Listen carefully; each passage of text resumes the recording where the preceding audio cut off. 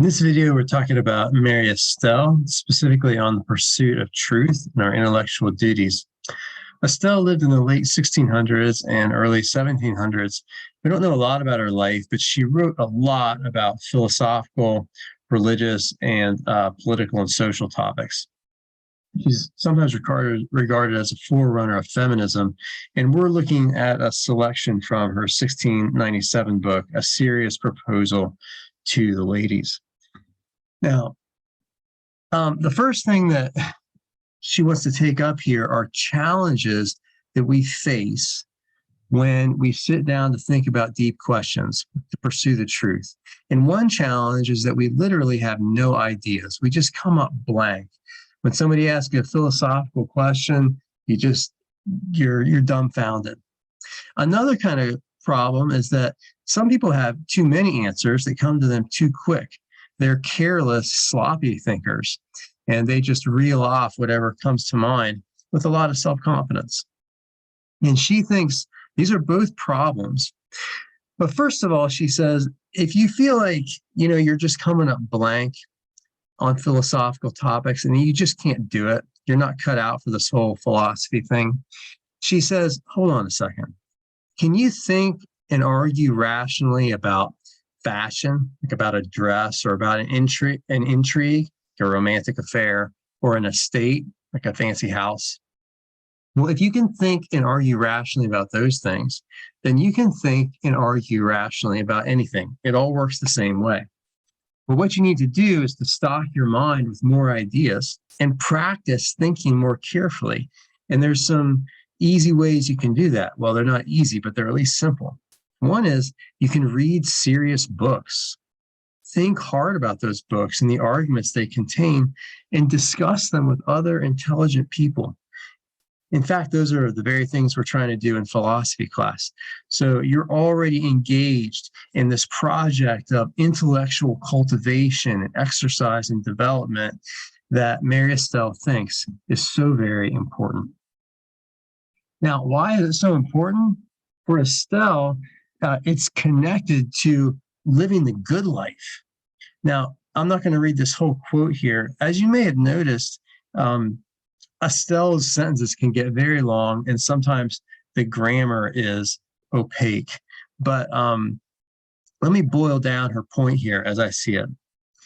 She wants to argue that if we think carefully enough about anything, we are not going to form false beliefs about it. And if we don't form false beliefs, then we're not going to make bad choices. So if we think carefully enough, it follows that we're not going to make bad choices. We're not going to live bad lives. In other words, what's at stake in the pursuit of truth? What's at stake when it comes to your intellectual duties and thinking carefully about the world? Well, your life is at stake, whether you're going to live a good or bad life. And she thinks that a good life, good choices, are those that lead to the purity and perfection of our mind. And beyond that, to an eternal and immutable crown of glory. So the stakes are high. Now, let's think critically about this argument. The first thing we want to ask is it logically valid?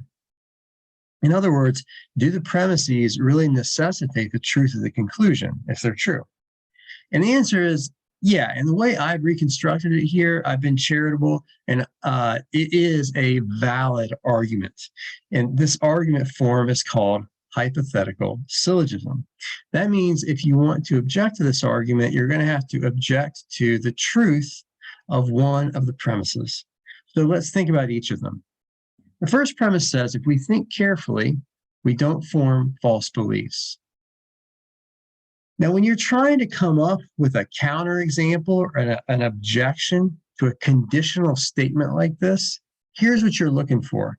You're looking for a case in which the antecedent is true, but the consequent turns out to be false. That's always the kind of thing you're looking for in such cases. So in this particular case, here's what you're trying to think of. Can you think of any times when people do think carefully, really carefully, but they still arrive at false beliefs. If that's the case, then this first premise here is not strictly true. Well, why is Astell so confident that if we think carefully enough, we'll never land in falsehood? The answer is that her confidence is rooted in her belief in the Christian God. She thinks that if we humbly and honestly and heartily ask God for wisdom, and we do our own intellectual duties by thinking carefully, then God is going to prevent us from landing in error and will lead us into the truth. And she thinks that if we're confident in that, it's going to keep us humble because we know that we depend on our knowledge on God. And also, it's going to motivate us to seek knowledge because we know He'll help us. Well, you may or may not accept her or share her confidence in the connection between God and knowledge. Here's some questions we could ask about this. First of all, for the sake of argument, let's assume that God does exist. Would He guarantee that everyone who thinks carefully enough will always come to true conclusions, or at least that they'll avoid false ones? Will religiously reverent philosophers always be the best philosophers? Will they arrive at more truth than their unbelieving or irreligious peers? It's a good question. Let's assume for the sake of argument, though, that there is no God. Does that mean that we should have less confidence in our ability to find the truth? Will unbelief in God really make us proud of our knowledge since we did it all ourselves with no help? And is there really anything wrong with being proud of your knowledge in that way? I think these are all interesting questions and more that Astell's theory raises. Well, here's another question.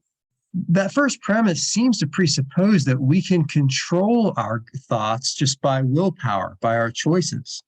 I can make myself focus on examining evidence and thinking about arguments. Is that always true, though? She thinks it is. But do you agree that we can control our thoughts if we choose to do so, if we really want to? Do you feel like sometimes your thoughts are out of your control?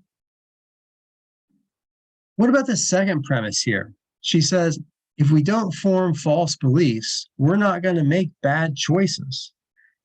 But again, can you think of any counterexamples? Can you think of a time when you or someone you knew of knew what action was the best, but you chose to do something else instead? Has that ever happened? If so, that seems like that provides a counterexample to the second premise here. Now, finally, let's consider Astell's theory that the good life, the best choices are going to lead, they are those choices that lead to the purity and perfection of our mind and to an eternal and immutable crown of glory. Is it true that what's best for us, that the best choices are those that ultimately lead to the purity and perfection of our minds? Or is there anything more worthwhile than that to seek? Is that the highest good? Is it possible to have a defiled and imperfect mind but still have a good life? Is it possible to have a pure and perfect mind but a bad life? And if there is no such thing as eternal life, then would it still be worthwhile to cultivate our minds in the way that Astell wants us to? Or is it just not worth it? On the other hand, Astell thinks that things like reputation and power and riches and grandeur, the pleasures of this world, are not important. They don't merit our concern. Is that true? How important are those things to a good life? Are they necessary for having a good life? Are they sufficient for having a good life? What do you think? Now, finally, let's take a look. We'll change gears here and look at 4 temptations that Astell thinks we face in our intellectual lives. She says we're tempted to form beliefs based on imagination, bad arguments, or just accepting what we were brought up to believe. The remedy, she says, though, to that is you got to wait till you have clear ideas and sufficient evidence before you form an opinion. She thinks we're tempted to trust our senses too much. And she thinks that instead, we shouldn't trust our senses or even think about them too much. The way to find truth is not to use your senses, but to use your understanding, your intellect. That's kind of the opposite of the way that we think or many of us think in our scientific modern world. What do you think? Who's right? She thinks, thirdly, that we're tempted to believe what we wish were true. But she says you can't let your emotions and desires control your beliefs. And what you ought to desire more than anything is truth itself. And finally, she says we're tempted to believe what our peers or our party or our people who can benefit us, what they believe, just to agree with them. And she says, no, you can never be too loyal to disagree. You've always got to intellectually maintain your independence. What do you think of those things? Are those real temptations? Is she right that we can avoid them in these ways? For Astell, the master intellectual temptation is pride, because the proud person thinks that they can figure out the truth without doing any work. The master virtue then is, or one of the key virtues anyway, is humility. It takes humility to admit that you don't know, that you're ignorant, and that you're going to need to think more about it. There's a parallel here with Socrates and the Delphic Oracle, which we can discuss in class. But the real master virtue of the life of the mind is the love of truth.